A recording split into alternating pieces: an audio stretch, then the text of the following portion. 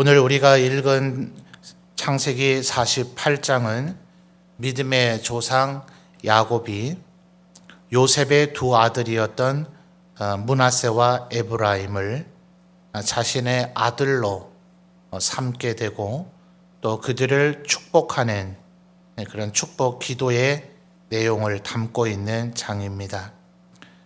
요셉은 아버지에게 오른손이 자연스럽게 므낫세의 머리에, 큰아들인 므낫세의 머리에 얹어질 수 있도록 그렇게 두 아들 13절을 보시면 므낫세와 에브라임을 아버지의 오른손과 왼손으로 이렇게 가까이 나아가도록 아이들을 끌고 이끌었는데, 오히려 야곱은 그 손을 어긋나게 해서 자신의 오른손을 에브라임의 머리에 얹어서 작은 아들 에브라임인 차남을 오히려 장남 큰아들인 므낫세보다 더 축복하게 되는 그런 내용이 기록되어져 있습니다.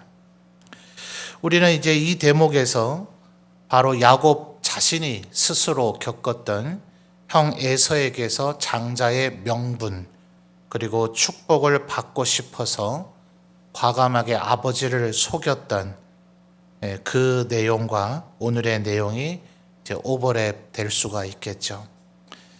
그래서 우리는 이삭은 어쨌든 아내인 리브가와 그리고 아들 야곱의 공모에 의해서 속았지 않습니까? 나중에 에서가 와서 아버지 사냥해서 요리해서 가져왔습니다. 아니 도대체 너는 누구냐? 내가 방금 전에 이미 먹고 축복을 했는데 너는 누구란 말이냐? 이렇게 반응하는 걸 볼 때 그는 야곱에게 축복할 때에는 정말 꼼짝없이 속았던 거죠. 그 대목을 보면 이제 이삭이 나이가 많아서 눈이 어두웠다 이런 표현이 나오고, 또 오늘 야곱은 심지어 손을 거꾸로 이렇게 어긋나게 하면서까지 강력한 자신의 의지를 드러내는 것을 보니 아마 야곱은 훨씬 좀 건강하지 않았을까, 우리는 보통 쉽게 그렇게 생각을 합니다.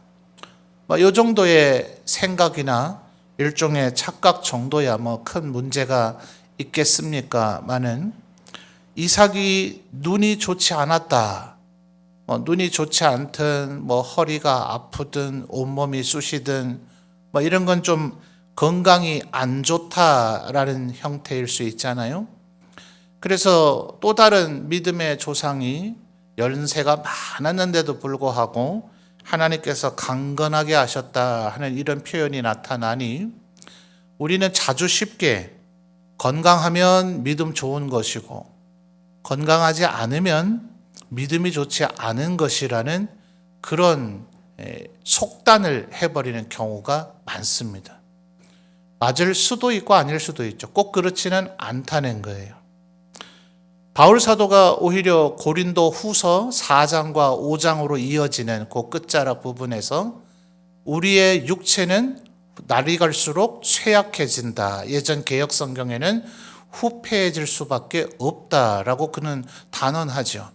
이건 상식이고 당연한 얘기다라는 거예요.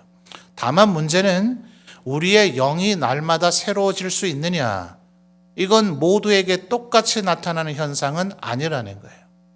사람마다 증세의 차이가 있고 정도의 차이는 있겠지만 영원토록 건강한 상태로 머물러 있고 젊음을 유지할 수 있는 상태로 머물러 있을 수 있는 사람은 없다는 거죠. 누구라도 연세가 들면 노쇠해지고 쇠약해지기 마련이고, 분명히 정도 차이나 증세 차이는 분명히 있겠습니다만 계속해서 강건함을 유지할 수 있는 것은 없고, 또 혹여 그런 일이 있다 하더라도 그걸 믿음의 척도로 볼 수는 없다 하는 거예요.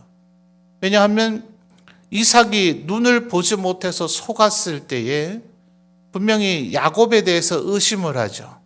다른 감각기관이 발달되어 있었기 때문에 후각과 청각을 통해서 이거 에서가 아닌데 라고 얘기를 해요. 그러니 눈을 못 봤다고 해서 이삭의 모든 감각기관이 다 쇠퇴해졌다 이렇게 볼 수는 없어요. 또 오늘 몇 구절 한번 찾아보죠. 읽었던 구절입니다만 10절 여러분 다시 한번 읽어주실까요? 10절입니다. 시작.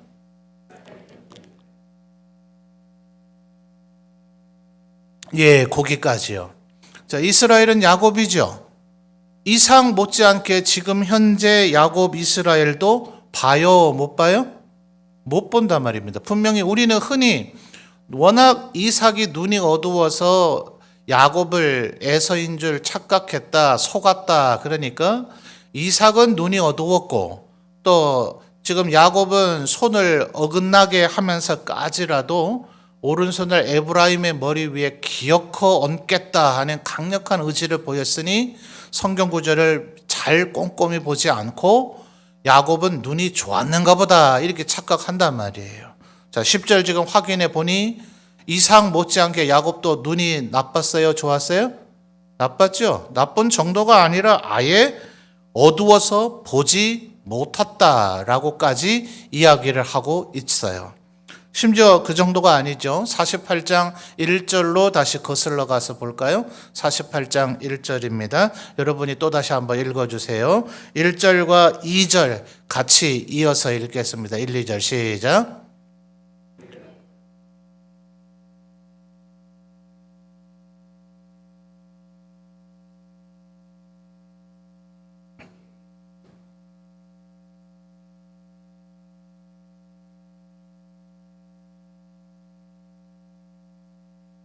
아멘. 자, 1절과 2절을 보면 현재 야곱의 건강 상태를 우리가 엿볼 수 있는 표현이 두 개가 더 나오죠. 1절 중반절을 보니 어떤 사람이 요셉에게 뭐라 그랬어요? 내 아버지가 어떻다고요? 병들었다. 그런데 왜 요셉은 할아버지가 병들으셨으니까 당연히 손자 므낫세와 에브라임 데리고 병문안 올 수 있겠죠. 아들이 12이나 되고 또 요셉은 총리의 지위에 있으니 아마도 왕궁 옆에 아마 현대적으로 말한다면 관사 같은 곳에 있지 않았겠어요? 그러니까 아마 아버지하고 함께 있지는 못했을 것이고 지난 시간에 우리가 살펴봤던 아버지 야곱과 형제들은 아마도 고센, 이때 당시에는 고센이라 불려지고 몇백 년 흐르고 나면 람셋이라 불려지게 되는 그 지역에 아마 살고 있었을 테니 아마 바로가 있는 그 수도하고는 조금 떨어져 있었겠죠. 그러니 병들었다 하니 므낫세와 에브라임 손자들을 데리고 가는 것은 너무도 당연한 병문안처럼 보일 수 있겠습니다만 우리말로 병들었다라고 되어 있는 이 단어가 원어의 의미로 보면 위중하다, 위독하다라는 의미입니다. 그러니까 말하자면 지금 곧 돌아가실 수 있다라는 증세로 보여졌기 때문에 지금 아버지를 뵈러 간 거죠. 그러니까 지금 2절 하반절을 보면 이 야곱이 요셉과 그의 아들들인 므낫세 에브라임이 왔다는 얘기를 듣고 힘을 내어 침상에 앉았다 그래요. 그러면 역설적으로 말하면 요셉이 왔다는 얘기를 들으시기 전에는 어떻게 하고 있으셨다는 얘기입니까? 침상에 누워 계셨다는 얘기인데 침상에서 앉았다 일어났다 하는 거야 여기 있는 우리 모두가 매일처럼 하는 일 아닙니까? 그런데 굳이 2절 하반절에 힘을 내어 침상에 앉았다라는 얘기는 이 이전에는 침상에 앉아있을 힘조차도 없었다는 얘기인 거죠.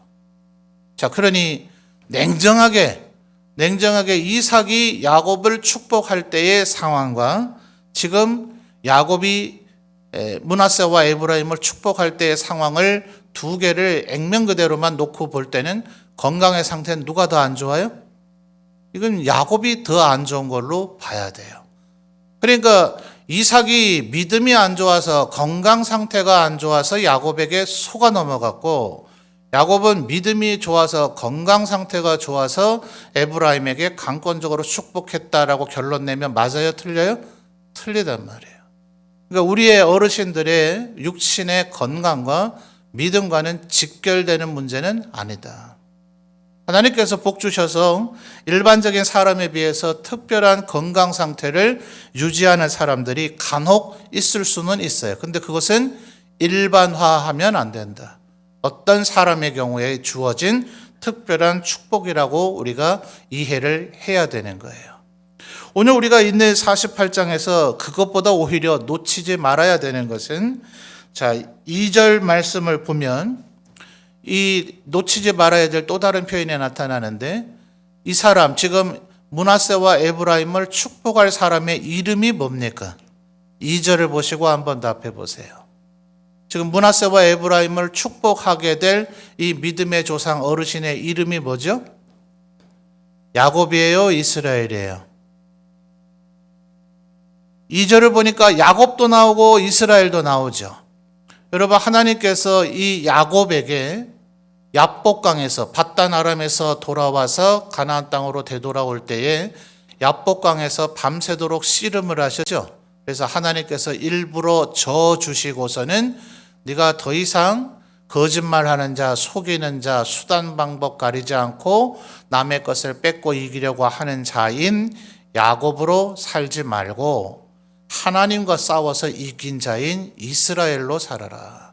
좀 여유를 가지고, 하나님을 이겼으니까 이제는 더 이상 싸울 대상이 없는 거예요. 전부 다 하나님 앞에 어차피 질 존재들인데 그 짜잘한 인간들 가지고 뭐하러 싸워요. 이제 하나님을 이긴 자가 됐는데, 나한테 덤비고 나를 괴롭게 하는 사람은 내가 이미 하나님을 이겼기 때문에 하나님, 나 대신 저 나를 괴롭히는 자를 벌 주세요. 이러면 하나님께서 알아서 다 벌 주실 건데 뭘 내가 일일이 상대하느냐. 그렇게 살지 말라.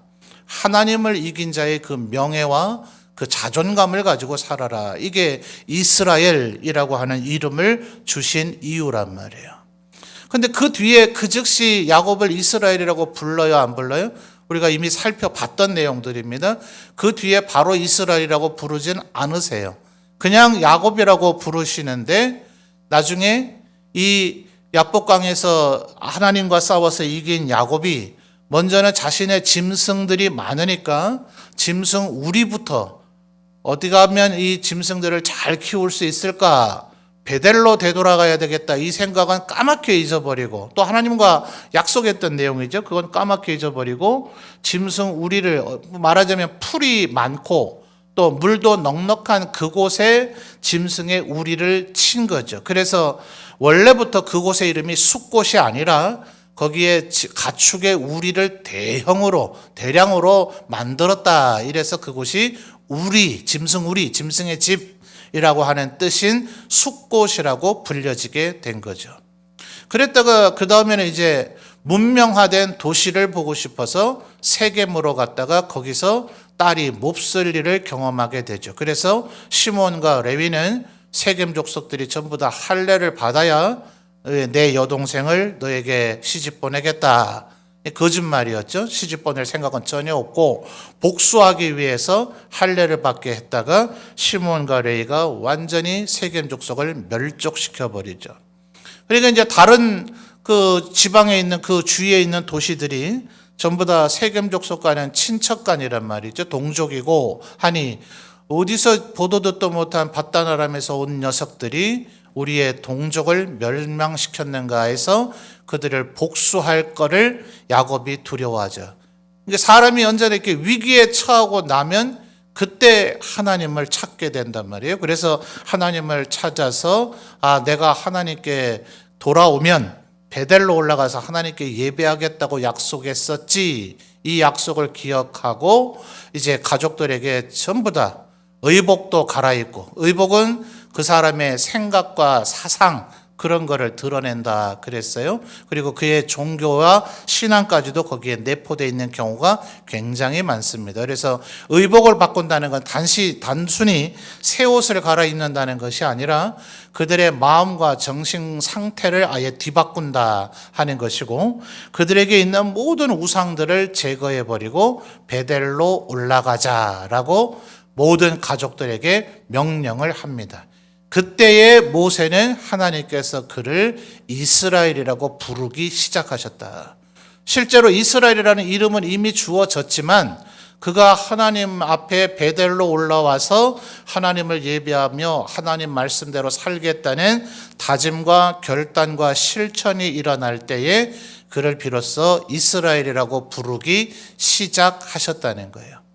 물론 그렇다고 해서 그 32장 그 어감부터 지금 48장까지 계속해서 야곱을 이스라엘이라고 불렀던 건 아니에요. 우리에게는 어느 게 이름이 더 익숙합니까?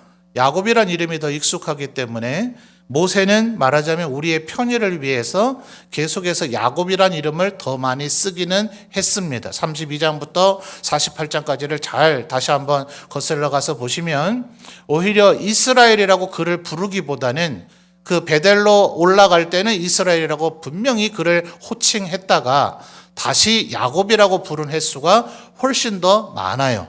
그런데 오늘 우리가 읽은 본문의 말씀에는 어떻습니까? 2절에서 아주 정교하게 지금 비교를 해주고 있죠. 야곱의 상태는 어떤 상태였어요?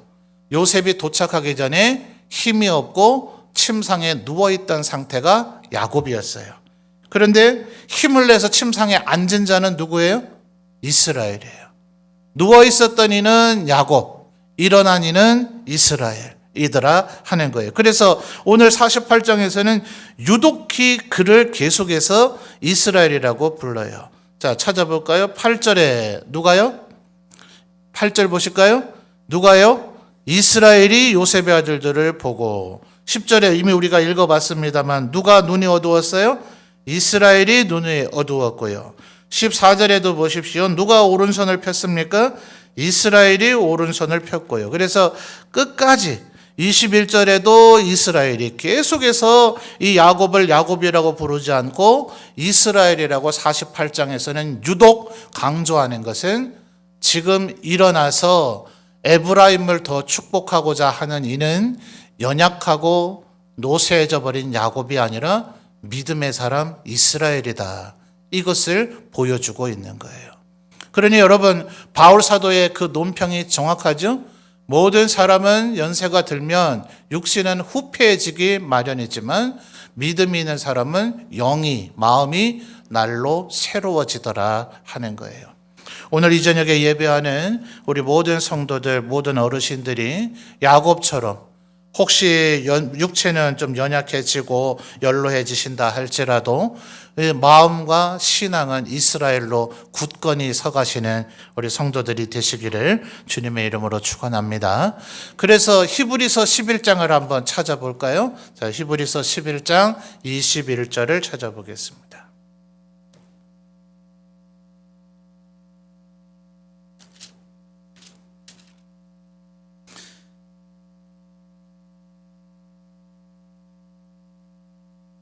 히브리서 11장 21절입니다. 히브리서 11장은 우리가 잘 아는 대로 믿음장이죠. 야곱의 얘기가 한 9절 어감부터 21절까지 이렇게 야곱에게도 해당되는 스토리가 조금 얘기되어지긴 해요. 야곱만의 것은 아니고 아브라함의 얘기, 이삭의 얘기, 야곱의 얘기가 이렇게 뒤섞여 있는데 야곱의 이름을 딱히 지목하고 있지는 않죠. 9절 하반절을 보시면 아브라함이 이삭 및 야곱과 더불어 장막에 거했다 할 때 여기서 야곱의 이름이 한번 거론될 뿐 그 이후에 10절부터 20절까지는 딱히 야곱이라는 이름이 나오진 않아요. 제가 못 찾았어요. 맞죠? 자, 그런데 21절에서 이제 비로소 야곱을 정확히 지목해 주는 표현이 있는데 21절 여러분이 읽어 주십시오. 시작.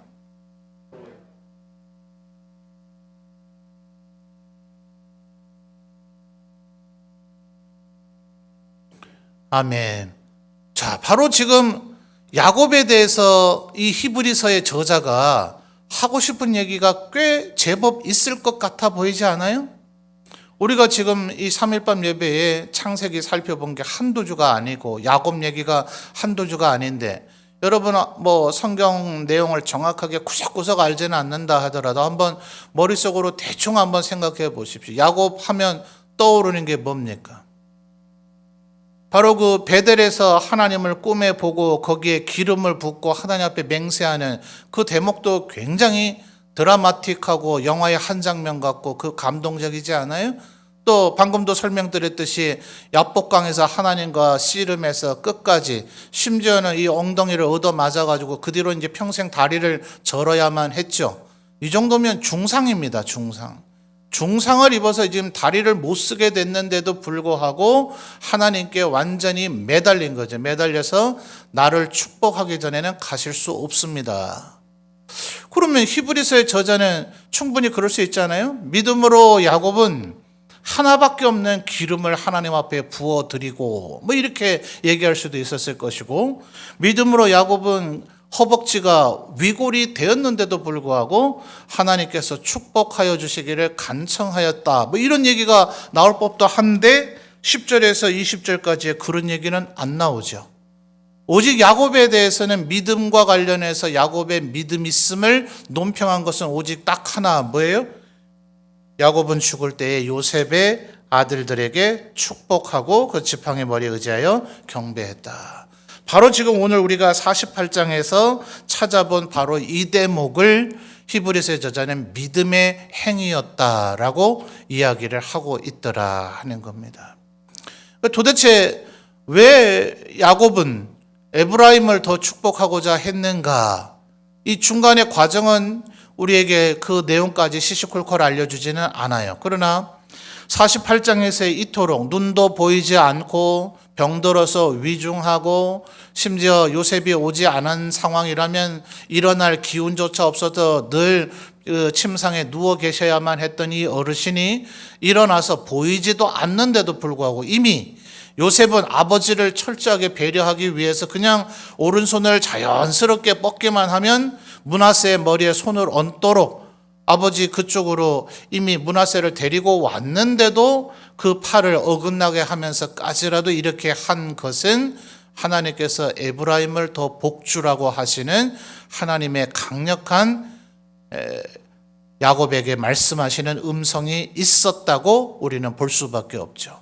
그래서 그 음성을 하나님의 뜻을 분별하고 알고 또 그것을 사실 48장으로 이제 돌아오십시오. 아까 2절에서 우리가 확인했다시피 힘을 내어 침상에 앉았다. 힘이 없었다는 얘기거든요.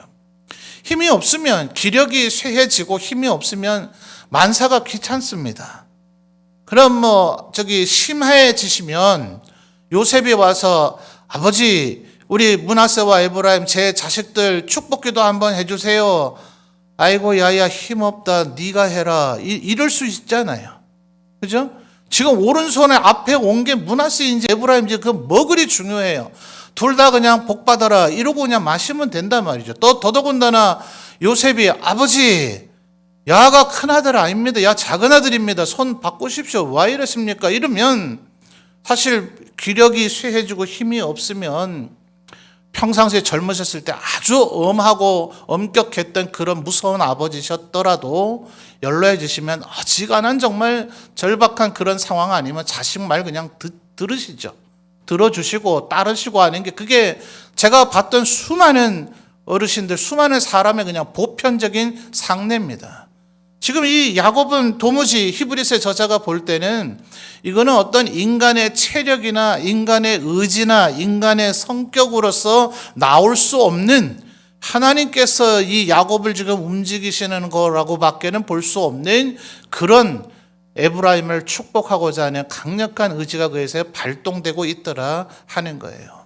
그래서 우리들이 하나님의 음성을 귀담아 듣고 하나님의 뜻을 분별하고 우리의 육체가 연로해지거나 노쇠해진다 할지라도 하나님의 뜻을 분별할 수 있는 사람으로 살아가야 되겠는데 그것은 결국 야곱의 인생 전체를 보면 야곱은 말 그대로 야곱이죠. 여전히 지금 48장 아이러니하게도 48장 2절에서 2절의 상반절은 그의 실체, 이 이스라엘이라고 불려지는 사람의 실체는 여전히 야곱이라고 말하고 있잖아요.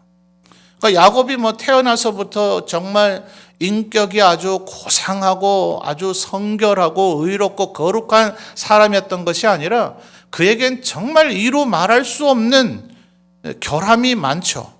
지난 시간에 우리가 47장에서 살펴봤습니다만 바로 앞에 섰을 때 자신의 인생을 스스로 논평하기를 험악한 인생을 살았다고 말할 수밖에 없는 그런 인생을 살았단 말이에요. 근데 어떻게 야곱이 이렇게 믿음의 사람으로 살아갈 수 있고 이 노년의 건강 상태도 몹시 좋지 않은 가운데서도 하나님의 뜻을 분별하고 그 뜻을 이루어 드리고자 하는 이런 강력한 열망과 신념에 사로잡힐 수 있는가?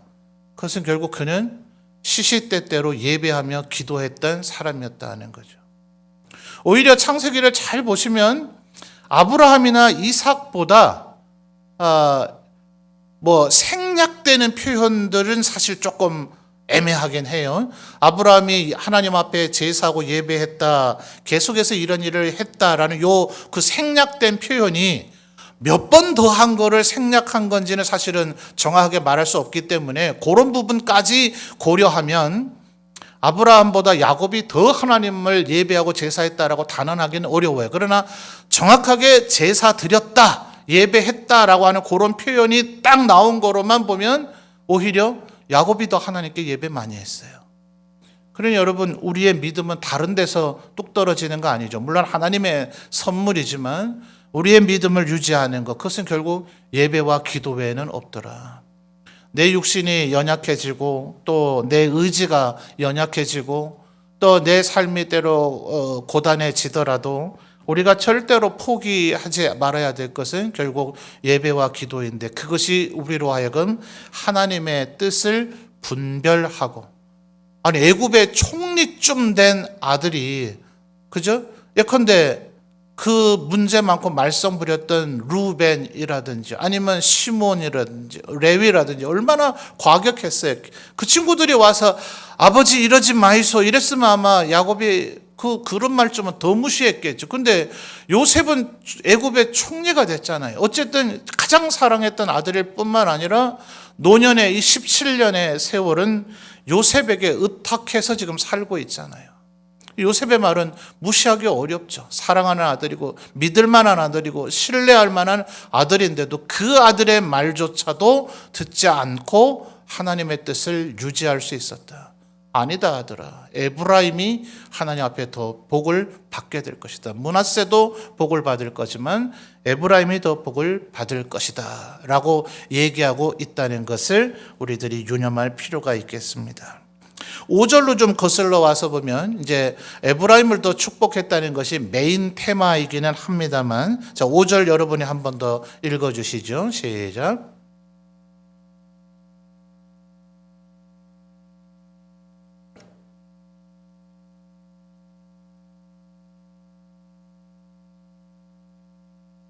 아멘. 자, 결국 우리는 이제 후대 일들을 잘 알고 있기 때문에 이스라엘의 12지파는, 레위 지파는 모세와 아론을 배출한 하나님의 지파로서 이는 레위 지파는 12지파에서 제외가 되니 요셉이 이 두 지파로 분할이 되어져서 이제 12지파를 이루었다. 이걸 우리가 이제 알고 있기 때문에 이걸 너무 당연한 걸로 생각을 해요. 근데 지금 48장, 49장 상황에서는 레위 지파에서 모세와 아론이 나고 그들이 거룩한 지파가 될 것이다 라는 징조, 조짐은 아직 하나님에 입에서 단 한마디도 나온 것이 없어요.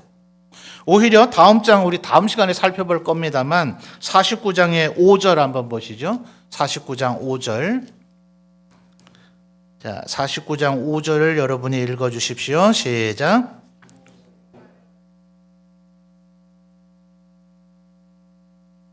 시몬과 레위는 형제요, 그들의 칼은 뭐예요? 폭력의 도구다. 자, 이거 칭찬입니까? 아주 책망입니까? 칭찬보다 책망에 가깝죠? 그리고 7절을 보십시오. 그 노여움이 혹독하니 저주를 받을 것이요. 지금 이거 시몬과 레위에게 계속해서 이어서 하는 얘기입니다. 뭐 받는다고요? 저주를 받을 것이고, 분기가 맹렬하니 뭘 받아요? 저주란 말이 한 번 더 나왔어요. 야, 이 아버지 참 대단하죠. 아들들에게 지금 저주를 2번이나 얘기를 했습니다. 내가 그들을 야곱 중에서 나누며 이스라엘 중에서 흩으리로다. 자신의 이름 야곱과 이스라엘을 둘 다를 거론하면서 이들은 나누어지고 흩어지게 될 것이라고 이야기했습니다. 이것이 요 레위 지파에 드리워져 있는 이 야곱의 예언이 출애굽기 32장에서 시내산 밑에서의 범죄 사건에서 레위가 역전 현상을 일으키죠. 그러니까 고 출애굽기 32장이 될 때까지는 우리가 익숙하게 알고 있는 레위 지파는 하나님의 성역을 하는 지파이기 때문에 12지파에서 제외되고 이제 므낫세와 에브라임이 당연히 악위를 맞춰서 12지파가 되는 것이다 라는 것은 그 이후에서나 할 수 있는 얘기지 여기서 지금 들이댈 수 있는 얘기는 아니란 말입니다. 미래의 일을 우리가 모른다고 가정하면 48장 5절에서는 지금 말하자면 야곱의 아들은 13명이 되는 꼴이 되는 셈이에요. 자, 그러면 야곱은 지금 왜 이렇게 요셉의 두 아들, 족보가 지금 완전히 엉망이 돼버리죠? 그러면 요셉은 뭐 야곱의 아들이에요? 동생이 돼요? 그걸 무시하고서 지금 므낫세와 에브라임을 내 아들이라 하겠다 하는 얘기는 뭐예요? 루벤, 시몬, 레위, 유다와 동급이 되어져서 결국 요셉은 두 몫을 갖게 되는 겁니다. 우리 37장부터 요셉의 얘기가 시작됐죠. 첫 출발이 뭐였어요? 그에게 색동옷을 입혔다. 결국 하나님께서 평생 하나님이 함께 하심으로 요셉은 형통한 자가 됐다. 이 하나님께서 요셉을 형통하게 하셨어요. 왜냐하면 함께 하셨기 때문에. 그러니까 이 요셉이 하나님이 함께 하시기 때문에 형통한 자가 되므로 결국 야곱이 그렇게 염원하고 사랑했던 요셉이 결국 족장의 반열에 2배의 축복을 받는 자리에 이르게 되더라 하는 겁니다. 자, 결과적으로 보니까 지금 야곱도 작은 아들이고 또 에브라임도 작은 아들이고 그리고 심지어 다윗은 8명 중에 작은 아들이고 누나 5집의 막내인 저는 이런 성경 읽을 때마다 너무 좋았어요. 이 자리에도 맞이 되시는 분들이 여러분 계신데 언짢으시죠? 막내가 좋으면 맞이는 지금 언짢아야 되는 상황 아닙니까? 여러분 이것은 맞이나 둘째나 이런 분들을 하나님이 사랑 안 하시고 쓰지 않으시고 둘째 아들 막내는 쓴다 이런 차원의 얘기가 아닌 거죠. 하나님 앞에 누가 사랑받을지는 모른다는 거예요. 인간의 통념은 언제나 맞이죠. 인간의 통념은 언제나 첫째 아들이 중하다 하고 장자 승계의 원칙이라 하는 것은 어느 시대, 어느 사회, 어느 종족에게서나 보편적으로 나타나는 원리입니다. 근데 하나님은 어떠세요? 하나님은 긍휼히 여길 자를 긍휼히 여기신다 하셨죠. 또 하나님께서는 말씀하시기를 나를 존귀히 여기는 자를 내가 그도 존귀히 여기리라 그러셨어요. 그래서 이 개념의 표현이 꼭 서열이 몇째냐, 몇째 아들이냐 이런 거 상관없이 앞선자가 뒤서고 뒤선자가 앞서게 된다 하셨고 예수님은 이 모든 것을 꿰뚫을 수 있는 아주 파격적인 말씀을 하셨는데 천국은 침노하는 자들의 것이다. 하나님의 나라를 누가 침략할 수 있겠어요? 천군 천사가 계시록에 보니까 2억이에요. 2억. 거론된 수치로 숫자로 표현된 천군 천사의 숫자가 가장 많은 수치가 계시록에 2억 명의 천군 천사가 동원돼서 이 온 인류를 심판한다는 표현이 나타납니다. 그렇다고 해서 하나님의 천군 천사는 맥시멈 2억이다 이렇게 볼 수도 없어요. 예수님은 또 하나님께서는 그렇게 많은 천군 천사를 거론하지 않습니다. 다니엘서의 끝자락을 보면 곡과 마곡의 전쟁과 관련한 예언을 다니엘이 얘기를 하면서 결국 그것도 하나님의 최후 심판에 대한 얘기를 하는데 그때 하나님을 돕는 자는 군장 미가엘 하나밖에 없었다 이렇게 얘기합니다. 딱 한 명이에요. 미가엘. 천사장이라고 보통 불려지니 일반 천사보다는 뭐가 좀 힘이 센갑다, 능력이 많은갑다. 아니요, 그게 아닙니다. 하나님이 직접 스스로의 일을 행하시고자 할 때는 천군 천사의 도움이 필요 없다 이 얘기예요. 2억 명의 천군이 동원돼야 되는 것 아니고 오직 미가엘이 꼭 있어야 되는 것도 아니고 그럴 정도로 하나님께서는 하나님이 원하시는 일을 행하셔요. 그러니 도대체 누가 하나님의 나라를 침노할 수 있겠어요? 그런데 천국은 하나님의 나라는 침노하는 자의 것이 될 것이다 라고 근본 하나님의 본체셨던 예수님이 얘기하셨단 말이에요. 이건 또 잘못 오해해서 행위구원이나 우리의 행동의 열심으로 무언가를 얻어낼 수 있다고 여겨서는 안 됩니다. 바울 사도가 얘기한 것처럼 나의 나 된 것은 다 하나님의 은혜죠. 우리는 언제나 하나님의 긍휼을 구해야 됩니다. 하나님의 긍휼을 구할 때 우리에게서 열정도 나타나고 헌신도 나타나게 되고 하나님의 일을 끝까지 충성하게 되는 성령의 열매 중에 하나가 충성이죠. 내가 충성하는 게 아니라 성령께서 감동을 주실 때 충성도 하게 되고 절제도 하게 된다 하는 겁니다. 그러니 에브라임도 하나님 앞에 더 복 받을 수 있더라. 야곱처럼 굳이 아버지를 속여야 복 받는 것 아니더라. 다윗은 심지어 뭐라 말했다고요? 내 부모는 나를 버렸다. 아무런 기대를 갖고 있지 않았다. 나는 내팽개쳐놓은 아들과 다를 바가 없었다. 그러나 하나님 앞에 긍휼을 구하면 하나님은 첫째도 둘째도 막내도 쓰시더라 하는 겁니다. 결국 요셉처럼 늘 하나님과 함께하며 하나님께서 형통해 주심을 구하는 자가 될 때 그는 열 형들의 시샘을 다 제치고 결국은 애굽에 총리된 게 뭔 상관이 있어요. 그래서 다윗이 뭐라고 얘기합니까? 내가 악인의 궁정 왕실 그 왕의 홀이라는 거예요. 건물인 궁전을 얘기하는 게 아니라 왕이 통치 행위를 하고 신하들이 왕을 아련하고 국사를 논하는 그 공간, 그것을 궁정이라고 해요. 전 니은 받침의 전이 아니라 궁정이라 하는 것은 왕이 있는 홀을 얘기합니다. 거기서 모든 국사가 결정되고 왕을 만나게 되는데 악인의 궁정이 있단 말이에요. 거기 있는 것보다 하나님의 집에 문지기가 낫사오니, 그렇게 다윗이 고백했던 것처럼 하나님 앞에서 쓰임받고자 할 때에 하나님은 그가 첫째든 둘째든 막내든 상관하지 않으시고 그를 쓰실 것이고 결국 그에게 므낫세와 에브라임이 야곱의 아들로 인정되듯 두 배의 장자로서의 그 특권과 명예를 얻게 하실 것이다 하는 것입니다. 그래서 이 야곱이 바로 그토록 하나님의 축복을 열망했던 그 야곱이 므낫세와 에브라임을 축복하고 있는 이 대목은 하나님의 백성들이 하나님 앞에서 어떻게 살아야 될 것인가, 하나님 앞에 그 말씀대로 그 뜻대로 살 때 우리가 받을 그 영광과 축복이 얼마나 대단할 것인가를 보여주는 좋은 그 표본이고 모델이라 할 것입니다. 오늘 이 말씀을 꼭 마음에 새기셔서 우리 점천제일교회 모든 성도들이 요셉처럼 또 에브라임처럼 또 어떤 면에서는 야곱처럼 하나님 앞에 쓰임받고 축복받으시는 이들이 다 되시기를 바랍니다.